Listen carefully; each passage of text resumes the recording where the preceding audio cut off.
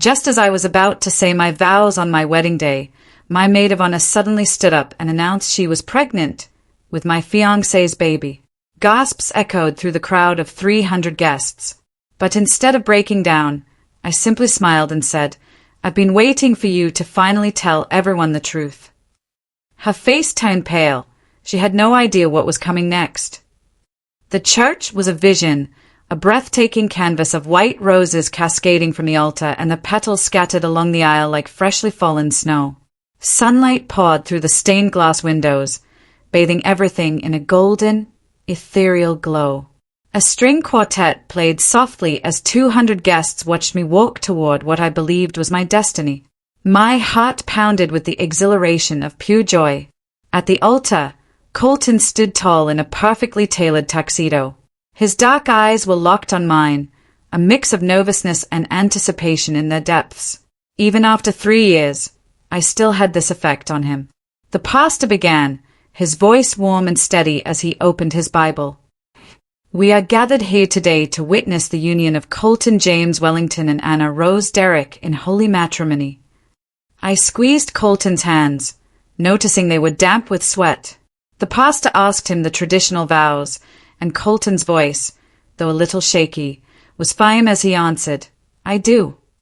The pastor then turned to me. "Do you, Anna, take Colton to be your lawfully wedded husband?" "Wait." The voice sliced through the solemn silence, and every head in the church turned.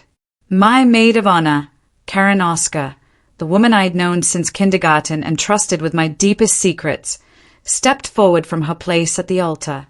Her face was twisted with an expression I'd never seen before, something ugly and defiant. "I can't let this happen," she announced, her voice echoing through the silent sanctuary. "Anna, you need to know the truth." My father started to rise from his seat, but my mother's hand on his arm stopped him. A low buzz of whispers started to spread through the pews. "Karen, what are you doing?" I asked, my voice steady despite the sudden terror in my chest. She lifted her chin. "I'm pregnant, Anna, and Colton is the father." The buzz of the crowd erupted into shocked gasps. Colton's face drained of all color. "Karen, don't," he pleaded. "Don't what?" she shot back, her voice growing stronger and more vicious with each word. "Don't tell her how you've been coming to my apartment for months? Don't tell her how you had second thoughts about this wedding? Or don't tell her how you whispered that you loved me while we— Enough!" My brother Tristan shot to his feet, his face a mask of rage. My sister Sydney grabbed his arm, pulling him back. Karen smirked, a cruel triumph in her eyes. "Face it, Anna, you're the consolation prize. He settled for you because I wouldn't commit. But now that we're having a baby," she placed a hand on her stomach. "Priorities change." The church was completely silent now, save for the clicking of my grandmother's rosary beads. I looked at Colton. He was pale, sweating, his mouth opening and closing like a fish out of water. He couldn't meet my gaze, and that's when I smiled. It wasn't a happy smile. It was the kind a shark gives before it strikes. "Oh, Karen," I said, my voice clear and calm. "You poor, delusional little girl." Her smug expression faltered. I reached into my bouquet, pulled out my phone, and with a single tap, connected it to the church's speaker system. "Ladies and gentlemen," I announced, "before we continue this fascinating display, I think you should all hear something." A recording of Karen's own voice filled the church. "God, Colton is such an idiot. He has no idea I've been sleeping with his brother and his best man. The pregnancy could be any of theirs, but Colton makes the most money." Her laugh echoed as she detailed her plan to manipulate all 3 men and take Colton for everything he was worth. Karen sank to her knees, her face as white as a communion wafer. "Anna, I can explain." "You'll have plenty of time to explain," I replied, my voice chillingly composed. "To the police, to the DNA lab, and to my lawyer." I glanced out at the stunned crowd. 3 hours later, my so-called fiancé and maid of honor were begging me not to press charges. But I'm getting ahead of myself. My name is Anna Rose Derrick, and until that day, I thought I was living a fairy tale. I'm a pediatric nurse, the kind of woman who believes in happy endings. At 28, I had it all planned out: marry Colton, buy a house with a white picket fence, have 2 kids, and a golden retriever. Colton Wellington was everything I thought I wanted. Tall, handsome, and successful, he worked at his family's investment firm. He was old money, with good breeding, and looked perfect in every family photo. We met at my cousin's wedding 3 years ago. He spilled wine on my dress, then insisted on paying for the dry cleaning. One coffee date turned into dinner, then weekend trips, and finally, we moved in together. "He's perfect for you, honey," my mom would say. She loved how he brought her flowers every Sunday and asked about her book club.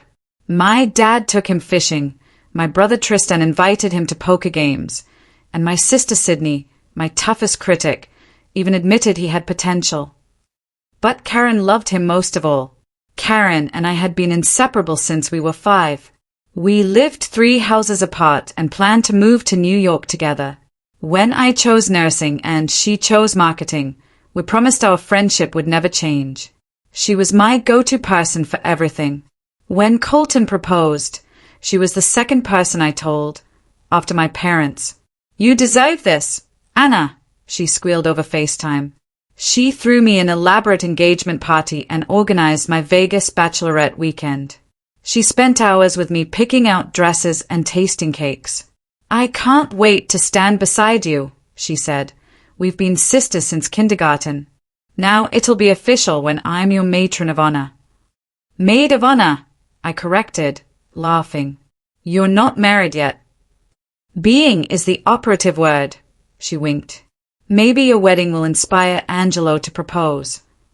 Angelo was her sweet, quiet boyfriend of 2 years. Looking back, I should have noticed the warning signs. How Karen always found a reason to stop by our apartment when Colton was home. How she'd linger after I left for my morning shifts. Or how Colton started working late more often, especially on nights when Karen was busy. There were also the strange texts from her at all hours, and how Colton became distant in the months leading up to the wedding. When I asked if he was getting cold feet, he'd just pull me close and say, "Never.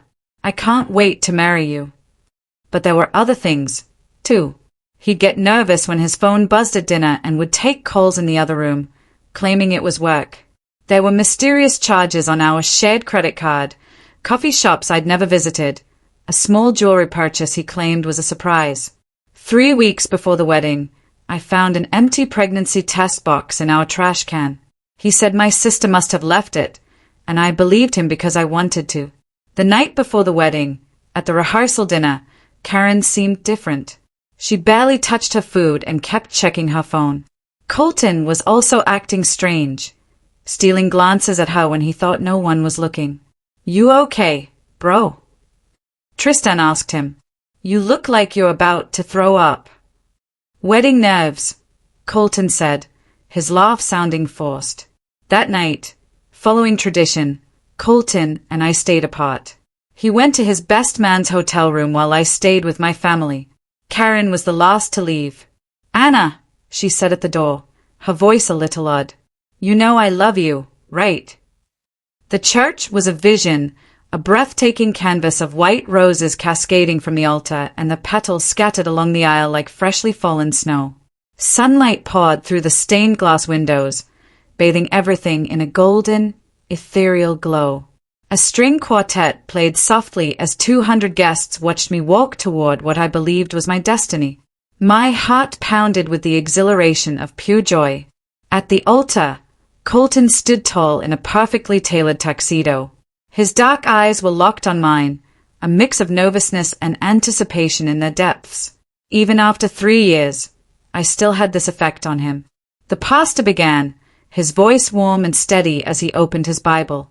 "We are gathered here today to witness the union of Colton James Wellington and Anna Rose Derrick in holy matrimony." I squeezed Colton's hands, noticing they were damp with sweat. The pastor asked him the traditional vows, and Colton's voice, though a little shaky, was firm as he answered, "I do." The pastor then turned to me. "Do you, Anna, take Colton to be your lawfully wedded husband. Wait. The voice sliced through the solemn silence, and every head in the church turned. My maid of honor, Karen Oscar, the woman I'd known since kindergarten and trusted with my deepest secrets, stepped forward from her place at the altar. Her face was twisted with an expression I'd never seen before, something ugly and defiant. I can't let this happen, she announced, her voice echoing through the silent sanctuary. Anna, you need to know the truth. My father started to rise from his seat, but my mother's hand on his arm stopped him. A low buzz of whispers started to spread through the pews. Karen, what are you doing? I asked, my voice steady despite the sudden terror in my chest. She lifted her chin. I'm pregnant, Anna, and Colton is the father. The buzz of the crowd erupted into shocked gasps. Colton's face drained of all color. Karen, don't, he pleaded. Don't what? She shot back, her voice growing stronger and more vicious with each word. Don't tell her how you've been coming to my apartment for months. Don't tell her how you had second thoughts about this wedding. Or don't tell her how you whispered that you loved me while we— Enough! My brother Tristan shot to his feet, his face a mask of rage. My sister Sydney grabbed his arm, pulling him back. Karen smiled, a cruel triumph in her eyes. Face it, Anna. You're the consolation prize. He settled for you because I wouldn't commit. But now that we're having a baby, she placed a hand on her stomach. Priorities change. The church was completely silent now, save for the clicking of my grandmother's rosary beads. I looked at Colton. He was pale, sweating, his mouth opening and closing like a fish out of water. He couldn't meet my gaze. And that's when I smiled. It wasn't a happy smile.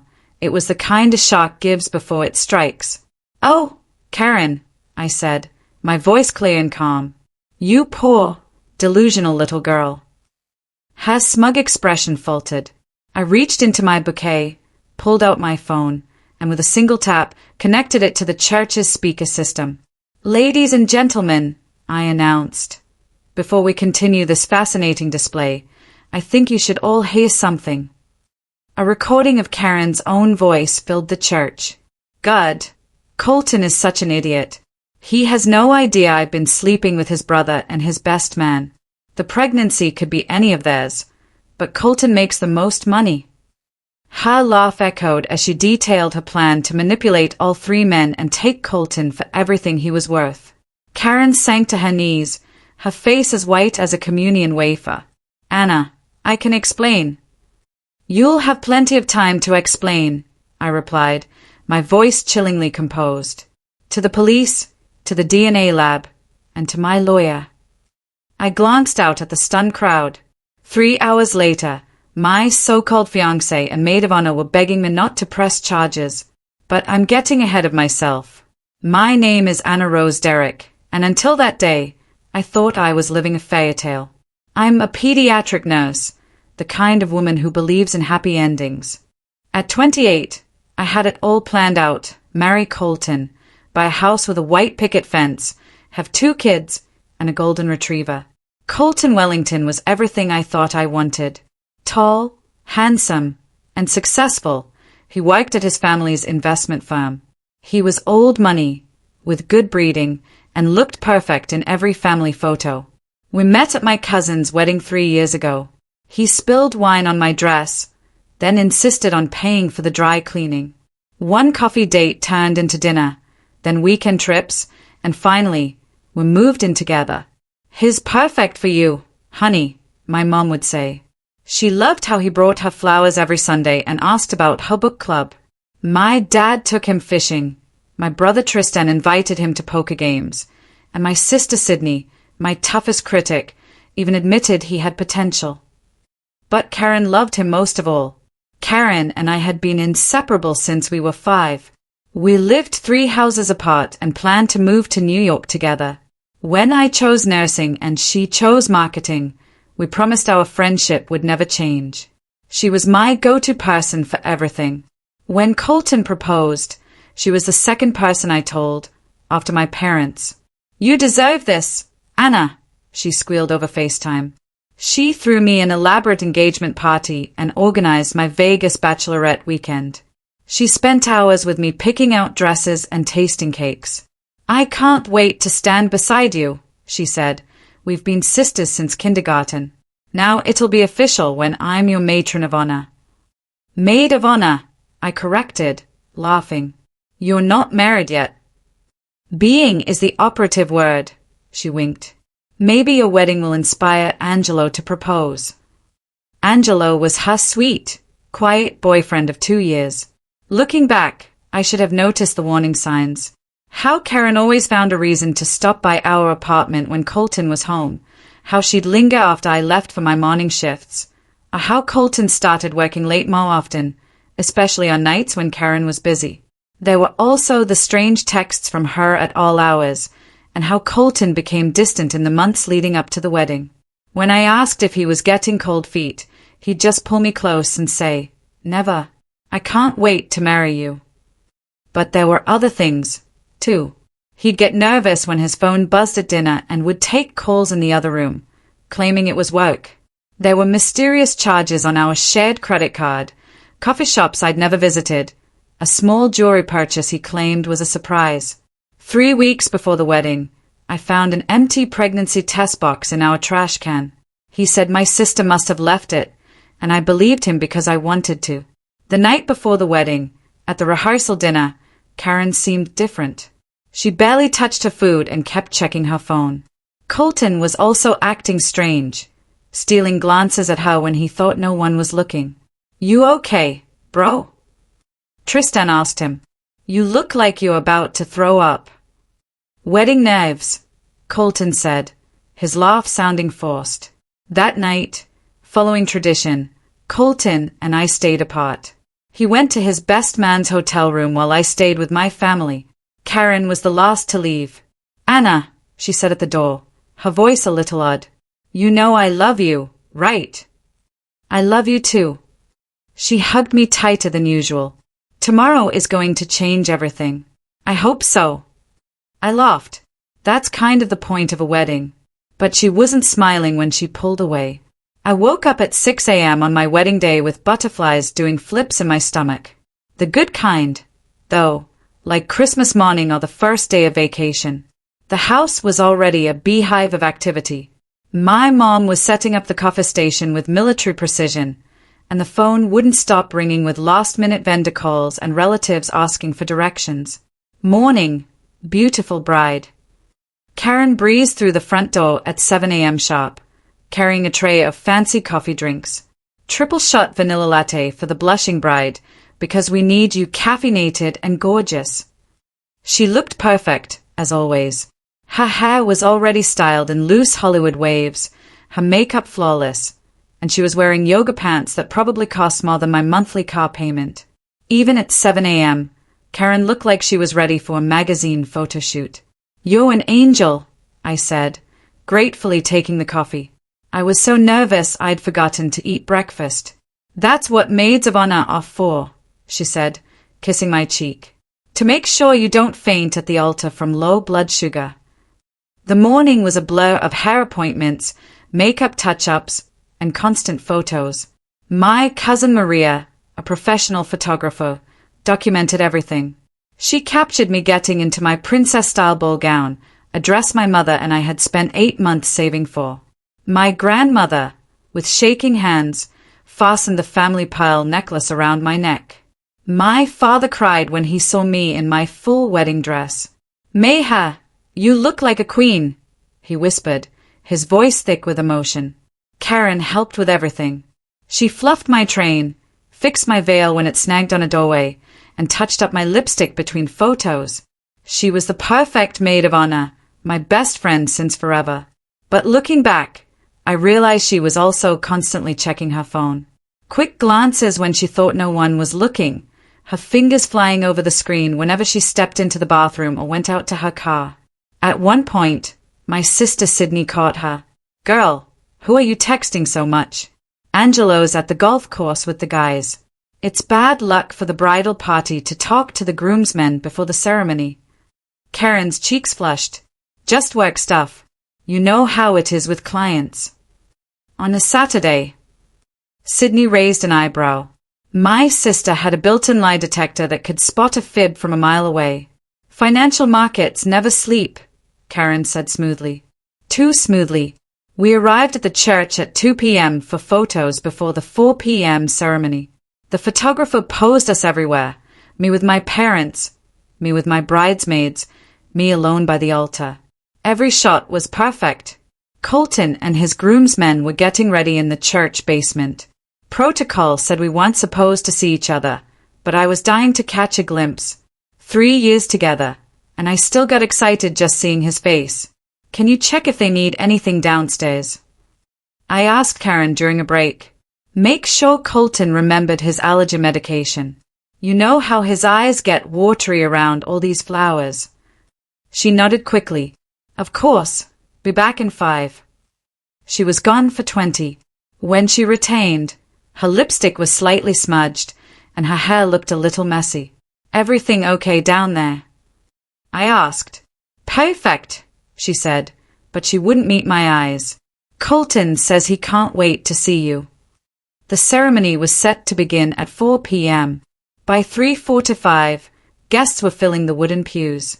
I peeked through the bridal suite window and saw aunts, uncles, college friends, co-workers, and neighbors, everyone who mattered in my life, gathered to witness my happy ending. Colton's family, with their old money elegance, filled the right side of the church. My family, with their bright colors and loud laughter, claimed the left. At 3:55, the wedding coordinator knocked on our door. Ladies, it's showtime. My bridesmaids lined up, my college roommate Ariel, my cousin Anna, Colton's sister Rebecca, and Karen at the front as my maid of honor. They all looked beautiful in their dusty rose dresses, holding bouquets of white roses and baby's breath. Dad offered me his arm. Ready, Meha.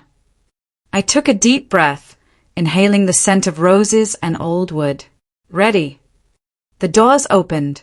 The string quartet began the wedding march. Every face turned toward me, smiling and dabbing at tears. This was it, the moment I had dreamed about since I was a little girl. I walked down the aisle, feeling like I was floating. The church was perfect. The music was perfect. Colton looked perfect standing at the altar. Everything was perfect until it wasn't. I'm pregnant, Anna, and Colton is the father.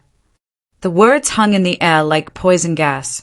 I felt the entire congregation gasp, then hold their breath, waiting to see what would happen next. My bouquet suddenly felt heavy. The church, which had been warm and golden, now felt cold and stark. Every eye was on me, waiting for me to fall apart. But I didn't. Instead, something ice-cold settled in my chest, a clarity as sharp as a blade. Colton finally found his voice. Karen, please don't do this. Not here. Not now. When else? Colton! She stepped closer to him, her voice growing stronger and more confident. When you on your honeymoon. When Anna's already legally tied to you. When it's too late for her to make an informed choice. She turned to face the guests, playing to the audience like an actress on a stage. I'm sorry, everyone. I know this is awkward, but Anna deserves to know the truth before she makes the biggest mistake of her life. My father's face went from confused to murderous. He started to rise, but my mother grabbed his wrist. Esteban, no, she hissed. Let Anna handle this. Karen looked back at me, and for a split second, I saw something that looked almost like regret flash across her face. But then her chin lifted, and the mask of righteous indignation slid back into place. I didn't plan for this to happen, she continued, her voice carrying to every corner of the church. Colton and I, we fought it for months. We both love you, Anna, but sometimes love isn't enough to stop other kinds of love. The guests were murmuring now, whispers rippling through the pews. I heard fragments. Oh my God! Did she just? That poor girl, the audacity. Colton looked like he wanted to disappear. Sweat broke out on his forehead, and his hands were shaking. Anna, I can explain. Explain what? Karen interrupted. Explain how you told me you were having second thoughts about the wedding. Explain how you said you felt trapped. Explain how you whispered my name when we... Enough. My brother Tristan shot to his feet, his face twisted with rage. He started toward the altar, but Sydney and my cousin Roberto held him back. Let me go. Tristan snarled. I'm going to deal with him. I'm going to kill both of them. The security guard my dad had hired moved forward, ready to intervene. Karen seemed to feed off the chaos. Her eyes were bright, almost feverish. Anna, you have to understand. I never meant for this to happen, but we can't help who we fall in love with. And Colton, he loves me. He's always loved me. She placed both hands on her stomach in a gesture that was clearly meant to be protective and maternal. This baby deserves to have its father, and Colton deserves to be with the woman he truly wants. Colton looked at her like she'd lost her mind. Karen, stop talking. You're making this worse. But she was on a roll now, drunk on the attention. Was? Hiding the truth is what made this worse. Living a lie is what made this worse. She gestured toward me. Look at her standing there in that ridiculous dress, thinking she's about to marry the love of her life. Don't you think she deserves better than a man who wishes he was marrying someone else? That's when something snapped inside me. Not broke, snapped, like a rubber band stretched too tight. I smiled. It must have been quite a smile because Karen took a step back. Oh, honey, I said, my voice soft and sweet. You sweet, stupid little girl. Her confident expression wavered. I reached into my bouquet and pulled out my phone. With one smooth motion, I activated the Bluetooth connection to the church's sound system, the same system we'd installed for our wedding music. Before we continue with this fascinating performance, I announced, my voice now carrying clearly through the speakers, I think everyone should hear something. Karen's face went white. Anna, what are you? I pressed play. Karen's own voice filled the church, crystal clear through the professional sound system. God, Colton is such an idiot. He has no idea I've been sleeping with his brother and his best man. The pregnancy could be any of theirs, but Colton makes the most money, so obviously he's my best bet for child support. The congregation gasped in unison, but the recording wasn't finished. Anna's so pathetically naive, it's almost sad. She actually thinks Colton loves her. Meanwhile, he can't keep his hands off me every time she works late shifts.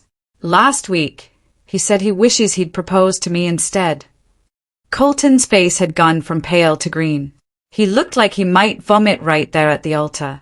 But Karen's voice continued, bright with laughter. The best part is she's paying for half the wedding, so technically she's funding her own humiliation. God, I can't wait to see her face when I tell everyone. It's going to be so delicious. The church was dead silent except for the sound of my grandmother's rosary beads clicking fast and faster as she prayed. The recording kept playing. Karen bragging about manipulating all three men. Karen laughing about how she planned to take Anna's pathetic little prince for everything he was worth. Karen discussing her backup plan if Colton didn't leave me. I'll just claim he raped me.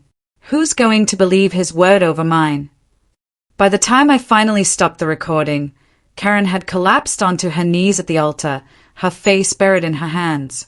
Anna, she whispered, her voice barely audible. Please, I can explain. I was drunk when I said those things. You didn't mean to get caught, I corrected, my voice still amplified by the speakers. There's a difference. I turned to Colton, who looked like a deer caught in headlights.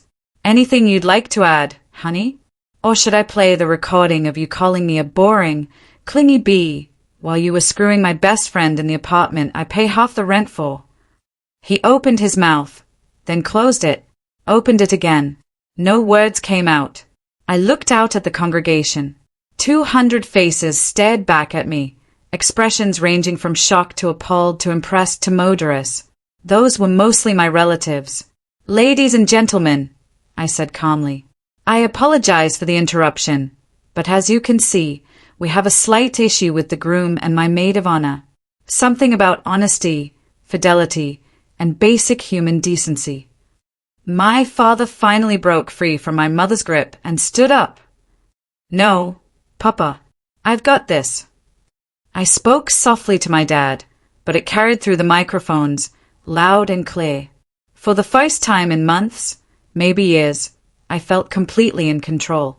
I looked down at Karen, still on her knees at the altar, and said, "You want to know the funny part?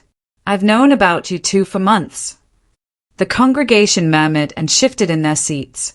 Karen's head snapped up, her face streaked with mascara tears. "That's impossible," she whispered. "Is it?"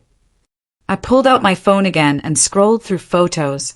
Shall we start with the pictures my neighbor, Mrs. Patterson, took of you leaving our apartment at 6 a.m. on Valentine's Day? You know, the day I was working a double shift at the hospital. I held up the phone so everyone could see the clear photo of Karen leaving in yesterday's clothes. Or maybe we should discuss the credit card charges, Colton. I turned to face my groom, who looked like he wanted to melt into the floor. The ones you thought I wouldn't notice because they were for small amounts. The coffee shop where you met Karen every Tuesday. The jewelry store where you bought her that little diamond necklace she's wearing right now. Karen's hand flew to her throat, where a delicate chain caught the church light. It was the same necklace I'd seen on our credit card statement and assumed was a surprise for me. And the hotel room you booked last month when you told me you were at that financial conference in Chicago, I continued. Except the conference was virtual, wasn't it, Colton? And you were actually 20 minutes away at the Marriott downtown with my maid of honor. Colton finally found his voice. Anna, I can explain. Explain what? How you took $5,000 from our joint wedding account to pay her credit card bills. How you used the money for my grandmother's engagement ring to cover her rent after she got fired from her marketing job. How you promised her you'd call off our wedding after the honeymoon so she could save face. The church erupted in gasps and angry whispers. Someone behind me swore so loudly the priest flinched. But I wasn't done yet. Or maybe, I said, my voice dangerously soft, we should discuss the real reason Karen is here making this dramatic announcement. Karen scrambled to her feet, her hands shaking. Anna, please. See, here's the thing about my best friend since kindergarten, I told the congregation, my voice taking on the bright, pleasant tone of a dinner toast. She's always been competitive, always wanted what I had. My dolls, my clothes, my boyfriends. But this time, she bit off more than she could chew. I walked closer to Karen, the silk of my wedding dress rustling. The guests were so quiet, I could hear the train sliding across the marble floor. Tell them about the DNA test, Karen. Her face went white. I don't know what you're talking about. The DNA test you took last week, I pressed. The one that proved the baby isn't Colton's. The church exploded. Shouts, exclamations, and shocked whispers became a roar of conversation. Someone's grandmother started praying loudly in Spanish. Colton stared at Karen like a stranger. What is she talking about? Karen's mouth opened and closed like a fish. That's not. Anna, you're lying. Am I? I pulled a folded paper from inside my bouquet. Paternity test results, dated last Tuesday. A 24% probability that Colton Wellington is the father, which for those of you who aren't familiar with genetics means a definite 0% chance. I held the paper high so everyone could see the official letterhead. But here's my favorite part, I continued, my voice sweet. The test also shows a 99% probability that the father is... I paused for dramatic effect. James Wellington. Colton's face went from green to white to red. My brother. Your brother, I confirmed cheerfully. Who, by the way, is standing right behind you in the groomsman line, looking like he wants to crawl under a rock. Every head turned toward the groomsmen. James Wellington, 2 years younger than Colton and infinitely more charming, had gone pale as communion bread. He started backing away from the altar. Jamie, Colton turned to his brother. You slept with Karen? James stammered. It's not. We didn't. It was just a few times. A few times. Karen finally found her voice, shrill with panic. James, you told me you loved me. You said you were going to leave Rachel. Now the congregation was getting a show better than daytime television. Rachel Thompson, James's fiancée, was sitting in the third row with Colton's family. She shot to her feet. What did you just say? Rachel's voice could have shattered the stained glass windows. Rachel, baby, I can explain, James started. But I wasn't finished with my revelations. Oh, but wait, I said brightly. There's more. Tell them about Michael, Karen. Michael Foster, Colton's best man, stood at the far end of the groomsmen line. At the mention of his name, he went rigid. No, Karen whispered. Anna, please don't. Michael Foster, I announced to the church, also a possible father, also promised he'd leave his wife for you, and also completely unaware that you were playing musical beds with the entire wedding party. Michael's wife, seated with the other spouses, let out a sound like a wounded animal. She turned to stare at her husband with murder in her eyes. The church was in complete chaos. Rachel was screaming at James. Michael's wife was crying while her sister held her back from charging the altar. My relatives were shouting threats in Spanish and English. Colton's family looked like they wanted to disown everyone and flee to another country. But through it all, I stood calm and collected in my princess gown, watching my carefully laid traps spring shut on every single person who had betrayed me. How? Karen whispered, tears streaming down her face. How did you find out? I smiled the same shock smile from earlier, but bigger now, more satisfied. Because my dear former best friend, I said sweetly, you forgot one very important thing about me. What? I'm a nurse. I know how to collect evidence without people noticing. Hairs from your brush when you were over for planning sessions. Saliva from glasses at restaurants. Coffee cups from the trash. I shrugged elegantly. It's amazing what people will throw away when they think no one's paying attention. Colton stared at me like I was a stranger. You planned this. The whole wedding. Oh, honey, I laughed, and it wasn't a nice sound. The wedding was real. My feelings were real. My trust was real. But your betrayal, that was also real. So, I decided to give you exactly what you deserved, a public humiliation that matches your private betrayal. Karen was crying so hard she could barely speak. Anna, I'm sorry. I'm so sorry. I never meant for it to go this far. I was jealous and stupid and greedy. And you forgot greedy, I finished. You saw a meal ticket and decided to take it, no matter who got hurt. I turned back to the congregation, many of whom were now standing and talking loudly among themselves. Ladies and gentlemen, I called out, my voice cutting through the noise. I apologize for turning my wedding into an episode of Jerry Springer, but I figured if I was going to be humiliated, I might as well make sure I wasn't the only one. My father pushed through the crowd to reach me. What do you need? What can we do? Actually, Papa, I said, pulling off my engagement ring and wedding band. I need you to call Detective Rivera. Detective Rivera. Colton looked confused. Why are you calling the police? Because, I said calmly, handing my rings to my father, embezzlement is a crime. So is fraud. So is identity theft. And Karen has committed all three. Karen's face went white. What are you talking about? The credit cards you opened in my name, I explained patiently. The loans you took out using my social security number. The $50,000 you stole from my inheritance to pay for your shopping sprees and abortion fees. Abortion fees. Colton looked like he'd been slapped. Oh, yes, I nodded. This isn't Karen's first pregnancy scare. Just her first attempt to use one as a weapon. She's had 3 abortions in the past 2 years, all paid for with money stolen from me. Karen collapsed back to her knees, sobbing hysterically. Anna, please, I'll pay it back. I'll do anything. Please don't call the police. Too late, I said, checking my phone. I already called them. They should be here any minute. And as if on cue, the sound of sirens began to wail in the distance, getting closer by the second. The church was deafening with chaos.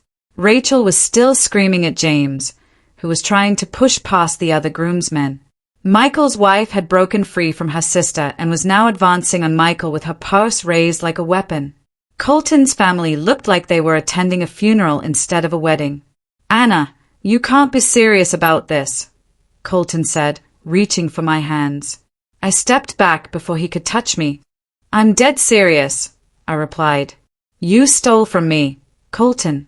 You used our joint account like a personal piggy bank.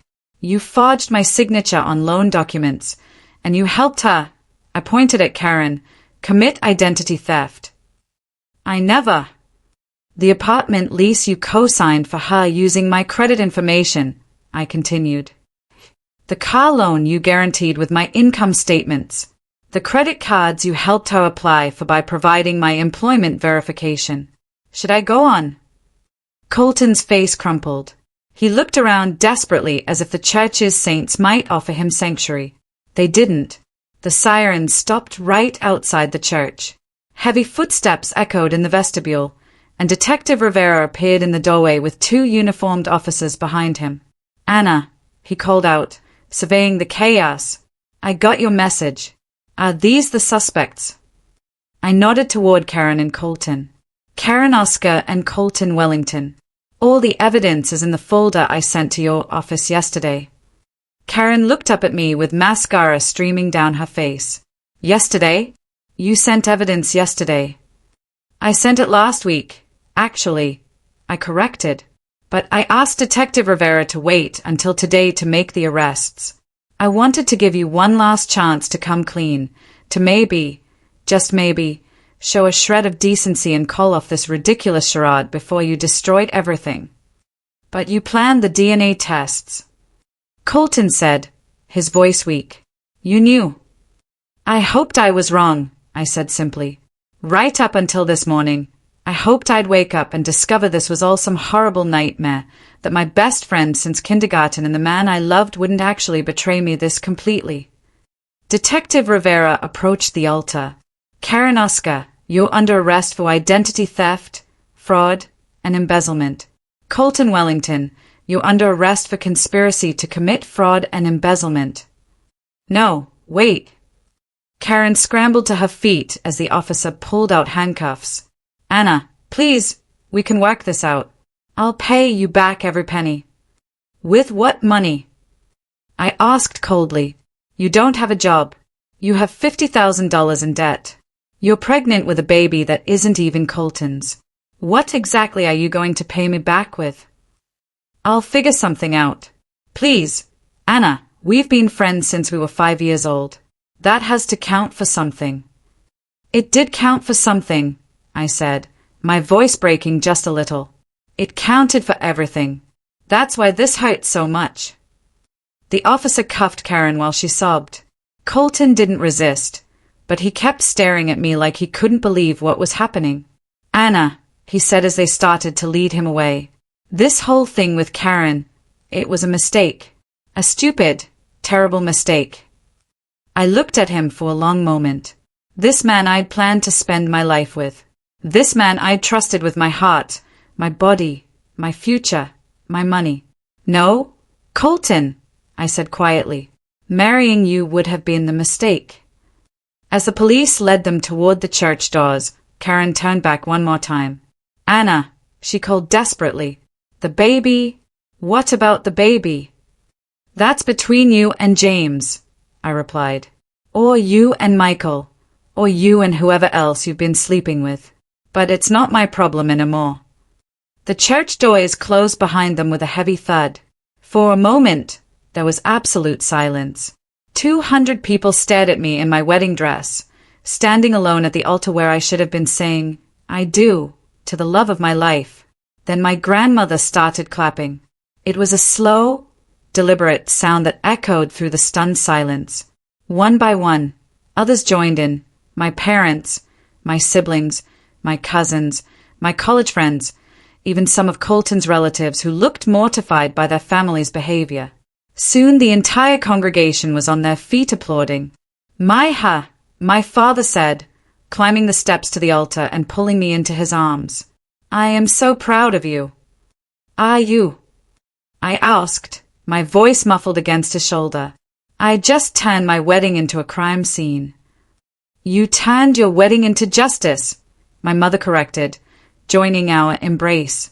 What they did to you, it's unforgivable. Tristan pushed through the crowd to reach us, his face still flushed with anger. Anna, I'm sorry I didn't see it. I should have known something was wrong. I should have protected you. You couldn't have known, I told him just a few months ago. I was lost. Then, in the middle of it all, my friend Sydney appeared, a mix of pride and fury on her face. That was the most amazing thing I've ever seen, she said. But I'm still going to murder them when they get out of jail. No murdering, I replied, a little weakly.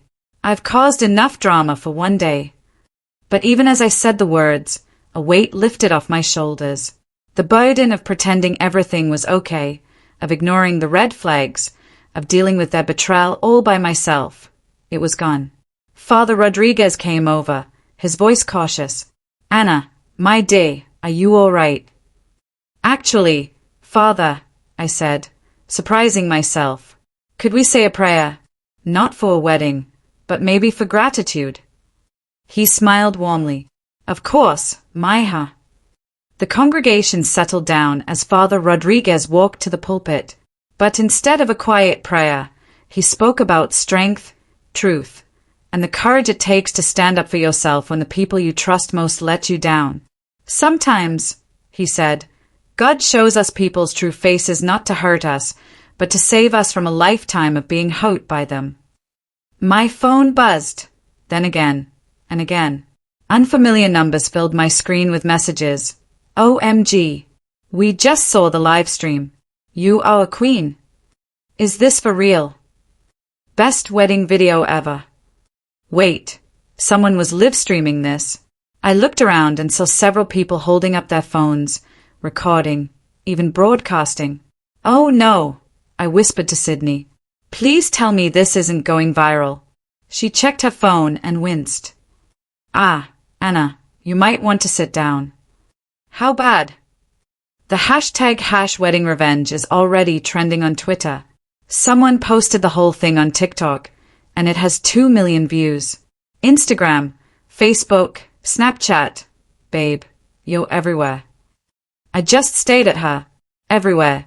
The good news is, everyone thinks you're a hero, she added. The comments are all about how brave you are and how they got what they deserved. I looked out at the faces in the church, family, friends, and strangers who came to witness a celebration, but got front row seats to the most dramatic revenge plot in wedding history. And honestly, I wasn't sorry. You know what? I said, loud enough for everyone to hear. I hope it does go viral. I hope every cheating jerk and backstabbing friend in the world sees this and thinks twice before they betray someone who loves them. The congregation cheered and applauded. But I wasn't done yet. The wedding reception venue looked like a ghost town. White tablecloths were still on the tables, and the air was still filled with the scent of white roses. The DJ's equipment was set up, but instead of celebrating my marriage, we were having what my cousin Maria called the world's most expensive divorce party. Waste not, want not, my mom had declared. We paid for this food and this music, so we're going to celebrate Anna's freedom. And that's what we did. The guests who stayed, and surprisingly, most of them did, danced to the playlist we had picked out. They ate the dinner we had spent months planning, drank the champagne we had saved up for, and took pictures in front of the flower wall that was meant for our wedding photos. It was surreal and perfect, not what I had imagined my wedding day would be, but exactly what I needed. I was sitting at the head table, still in my wedding dress but with my shoes kicked off under the table, when my phone rang. Detective Rivera, I said, stepping away from the noise. That was fast. Well, suspects tend to speed things up when they confess to everything the moment they are alone. he said. They confessed. Oh, yes. Colton broke down as soon as we separated them. He told us everything. The affair, the money, the fake documents, even some things you didn't know about. Apparently, Karen convinced him to take out a loan against your house to pay for her medical bills. My stomach dropped. Our house? The one we just bought. The one you just bought, he corrected. According to the bank records, you're the only one on the mortgage. But Colton forged your signature on a second mortgage application last month for $50,000. I sank into a nearby chair. $50,000. The good news is, we caught it before the money was released. The bank flagged the signature as suspicious and held the funds. What about Karen? Miss Oscars is a mess. Crying, apologizing, claiming Colton manipulated her, but then she tried to negotiate a deal, which pretty much ended any sympathy we might have had for her. What kind of deal? She offered to testify against Colton for a reduced sentence. Said she had evidence of other crimes he committed. When we told her we already had all the evidence we needed, she tried to claim he forced her to steal from you. I almost laughed. Even in a police station, Karen was still trying to manipulate everyone. How long will they be in prison? That depends on the DA and how much they cooperate. But with the evidence you provided, they're facing multiple felony charges. They'll probably be in prison for several years. Several years. By the time they got out, I'd be in my 30s. Maybe married to someone else. With kids, a completely different life. The thought didn't make me sad. It made me hopeful. Detective Rivera, can I ask you something? I asked. How did you know? When I came to you 3 months ago, you didn't seem surprised. He sighed. Unfortunately, Anna, I see this more often than you'd think. What I don't often see is someone as prepared as you were. The evidence you collected was better than what most of our detectives gather. You built an airtight case. I'm a nice, I said simply. We trained to be thorough. You're also incredibly brave. A lot of people in your situation would have confronted them privately. You chose justice instead. Justice? It felt more like survival. After I hung up, I walked back toward the celebration. Before I could reach my table, a woman I didn't recognize stopped me. She was in her mid-30s, professional looking, with a press badge around her neck. Anna Derrick? I'm Jennifer from Channel 7 News. I was wondering if I could ask you a few questions about what happened today. The news. I looked around and saw several people with cameras and notepads. How did you know? I asked. The video went viral about 2 hours ago. She held up her phone, showing me a TikTok with over 5 million views. It was the moment I played Karen's recorded confession. The caption read, "Bride exposes cheating fiancé and maid of honor at the altar." The comments were endless. This woman is an icon. Queen behavior. I wish I had her spine when my ex cheated. Best wedding ever. So, Jennifer continued, would you be willing to give us an exclusive interview? I looked at her, then at the cameras, then at my family celebrating my freedom. You know what? I said, smiling. Yes, but not here. This is my family's time. Tomorrow, I'll tell you everything. The whole story. How I found out. How I planned it. How I got the evidence. All of it. Her eyes lit up. That would be incredible. People are calling you a hero. A hero? 3 hours ago, I'd been a heartbroken bride. Now, I was a hero. Life was weird. As the evening wound down, I found myself alone for the first time all day. I changed out of my wedding dress into a simple black cocktail dress. I walked out to the venue's garden, where fairy lights twinkled in the trees. This was where Colton and I were supposed to have our first dance. Instead, I had spent the evening dancing with my father, brother, and grandfather. It was different from what I had planned, but perfect in its own way. There you are, I heard Sydney say. She walked toward me with 2 glasses of champagne. Thought you might need this. Thanks, I said, taking a sip. Can I ask you something? She asked. When did you know about Colton and Karen? I was quiet for a moment. Honestly, I had suspicions for about 6 months. Why didn't you say anything?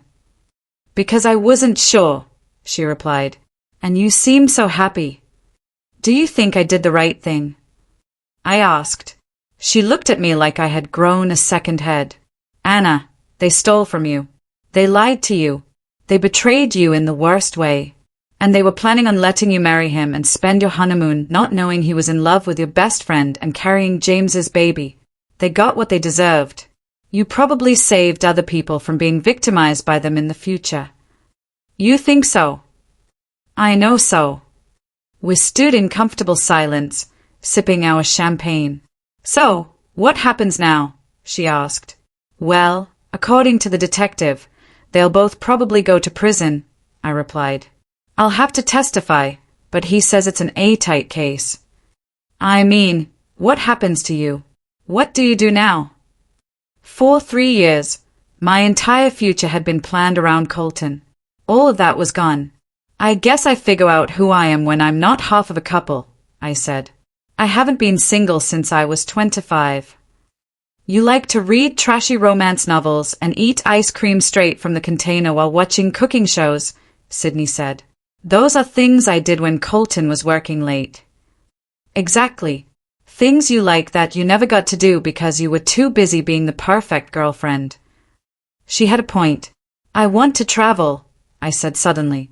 I've always wanted to see Europe, but Colton said it was too expensive. I've got money saved up now. Do it.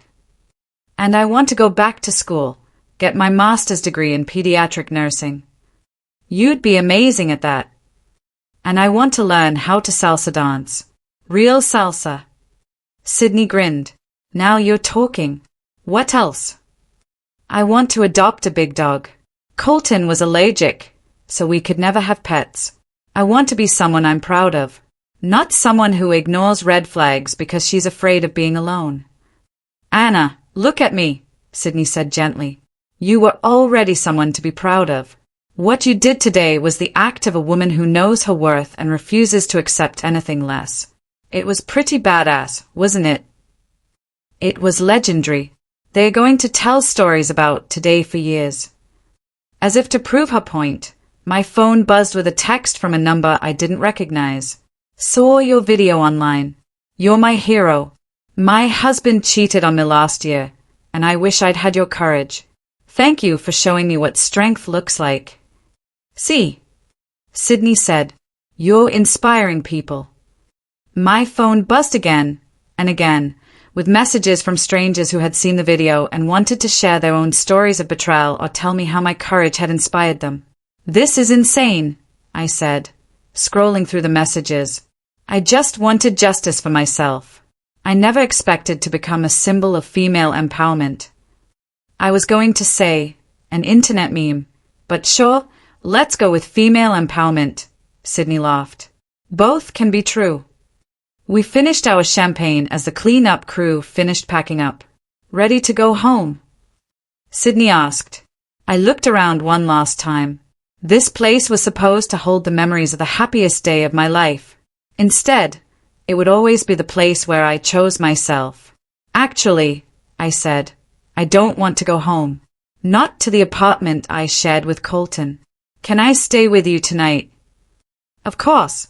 We'll order pizza, drink wine, and plan your European vacation. Sounds perfect. As we walked to the car, Sydney's phone rang.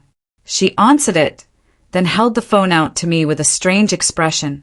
It's for you. It's Alan's show. Alan, as in Alan DeGeneres. Sydney nodded. I took the phone with shaking hands. Hello, Anna. This is Sarah from Alan's production team.